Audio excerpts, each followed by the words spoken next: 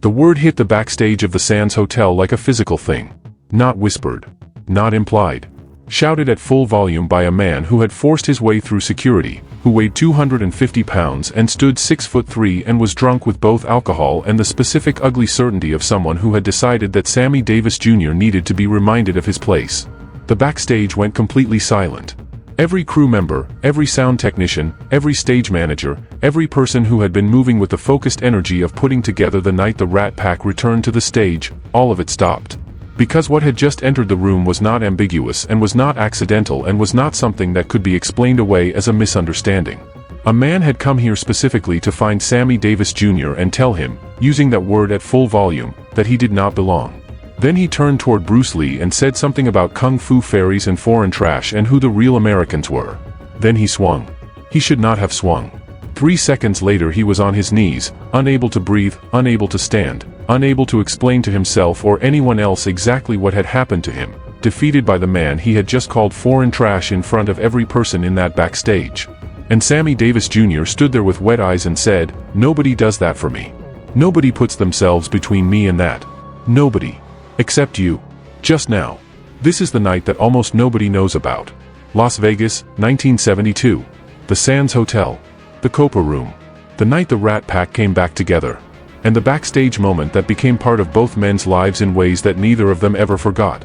The Sands Hotel in Las Vegas in 1972 was the center of the entertainment universe in the specific way that certain venues achieve at certain moments in cultural history, not just a hotel, not just a casino, but a statement about what Las Vegas was and what American entertainment had become. The casino floor ran continuously, the specific cycle of hope and consequence that the city had built its entire identity around, never sleeping, never slowing, perpetually offering the possibility that tonight might be different. The real draw on this particular evening was upstairs in the Copa Room. Frank Sinatra, Dean Martin, and Sammy Davis Jr. together for the first time in 3 years. The Rat Pack reunion. Every seat sold out weeks in advance. People had flown in from New York, Los Angeles, Chicago, London, just to be in the room, just to be able to say they were present for the night it happened. American entertainment royalty at the peak of their combined powers in the specific venue that had always been theirs. Backstage was the controlled professional chaos of a major production approaching its moment. Crew running cables, sound technicians checking levels, lighting men adjusting positions, stage managers running coordination, makeup artists working, wardrobe people steaming suits. Everyone contributing to the collective effort of making this show exactly what the audience had paid for and traveled from across the country to witness. Bruce Lee sat in a chair near the dressing rooms, out of the way, watching and absorbing. He was here as Sammy's personal guest. They had met the previous year at a martial arts demonstration and connected in the specific way that people connect when they recognize shared experience underneath different exteriors, different backgrounds, different disciplines, different paths through an entertainment industry that had not always welcomed either of them without conditions, without compromises, without requiring them to be smaller than they were in order to be accommodated at all. That common ground had become a real friendship. Genuine, not the transactional proximity that celebrity culture often mistook for connection. Real. Sammy had insisted Bruce come backstage, see the show, be part of something historic. Bruce had agreed immediately. This was American entertainment royalty preparing for the most anticipated performance of the year, and being invited to witness it from behind the curtain was more than most people would ever be offered. Sammy emerged from his dressing room looking exactly as the moment demanded. Black tuxedo with the perfect fit of something designed for a specific body that had worn versions of this uniform for 30 years. Diamond cufflinks catching the backstage light. The specific polish of someone who had spent decades learning that excellence required not only capability but presentation, that every detail communicated something, that nothing should be left to chance on a night when this many people were watching. He spotted Bruce and the grin appeared, the full Sammy Davis Jr. grin, the one that people who knew him described as impossible to fake because it reached everything at once. "Bruce, man. I'm glad you came. This is going to be something we all remember."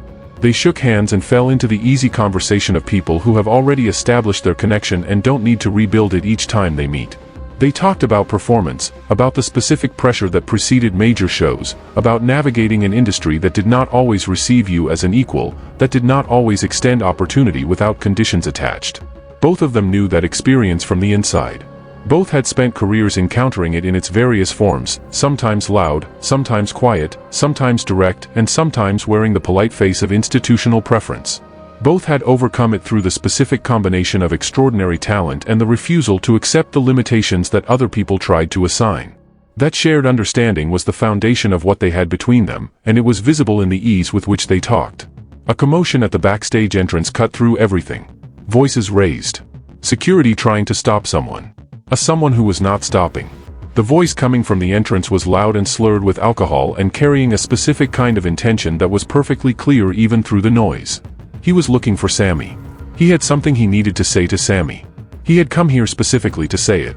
He pushed through the security that was trying to contain him, the size and momentum and single-minded commitment of a large drunk man overcoming the more cautious intervention of security personnel whose job did not typically extend to wrestling with 250-pound determined intruders. He came through into the backstage corridor. And then he used the word. Full volume, no hesitation, no shame, the specific deliberate deployment of language designed to degrade, not as an incidental insult but as a statement of philosophy, a declaration of hierarchy, a communication of what he believed and had come here to enforce. The backstage went completely silent. Not the brief silence of startlement.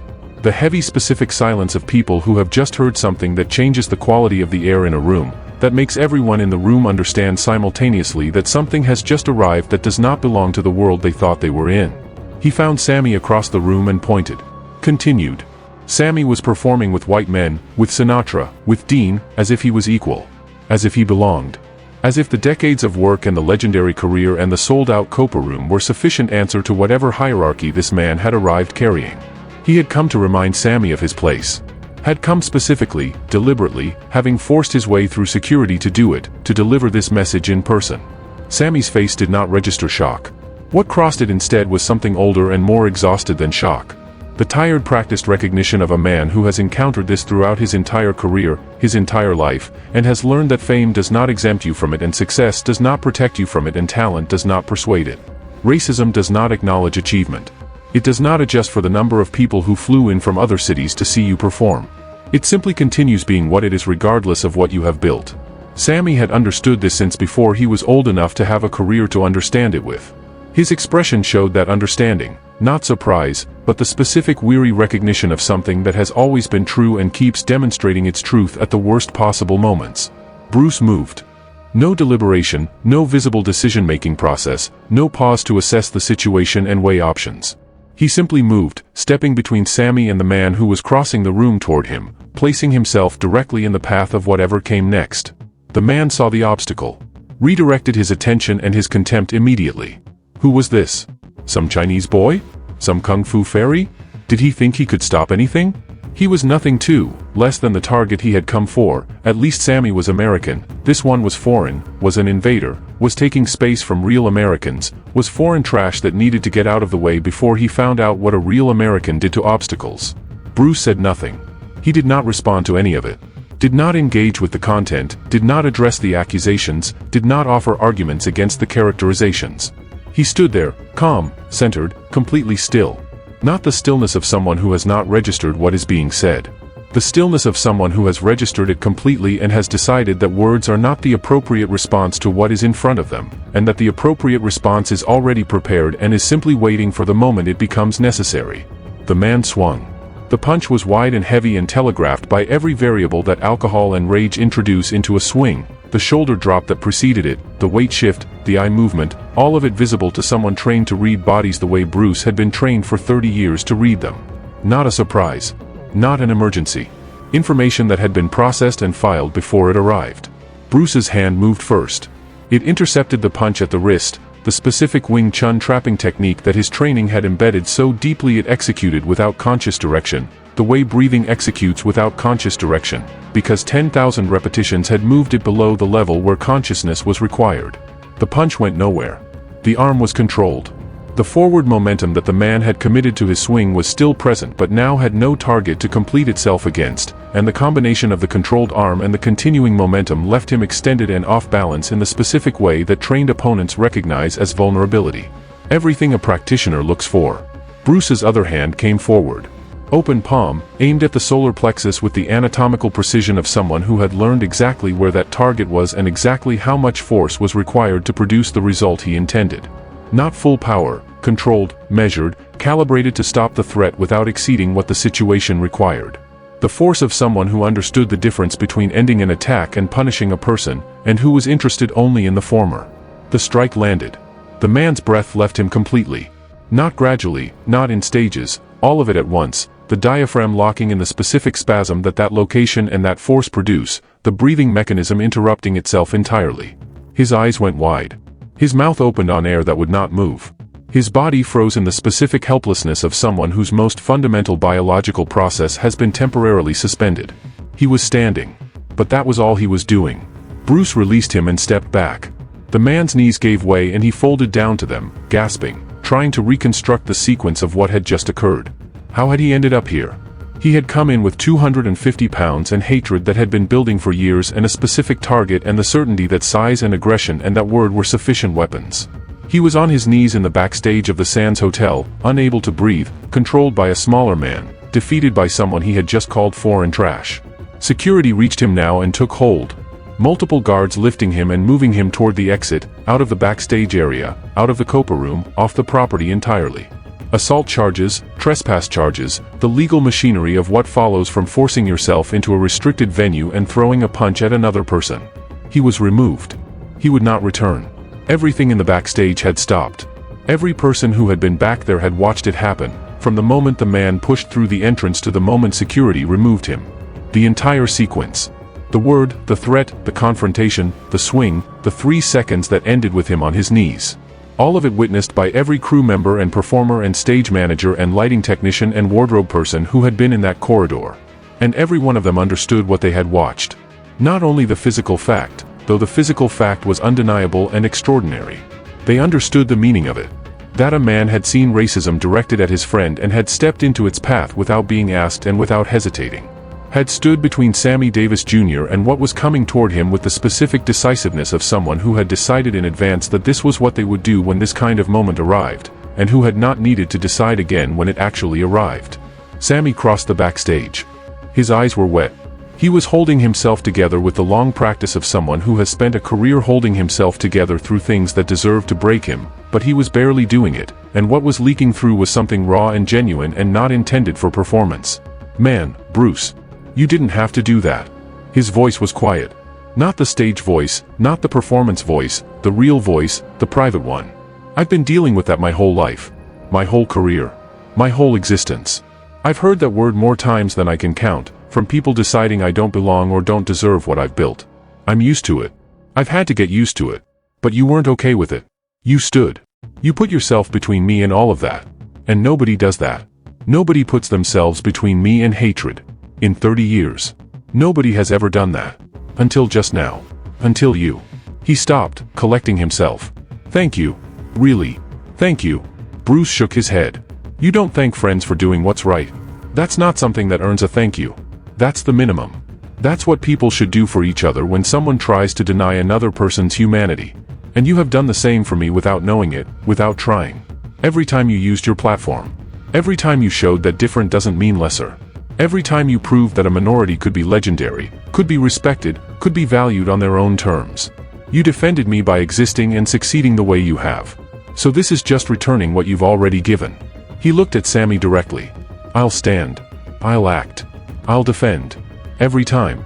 Without hesitation. That is not heroic. That is just what decent people do when something is wrong. The backstage began moving again.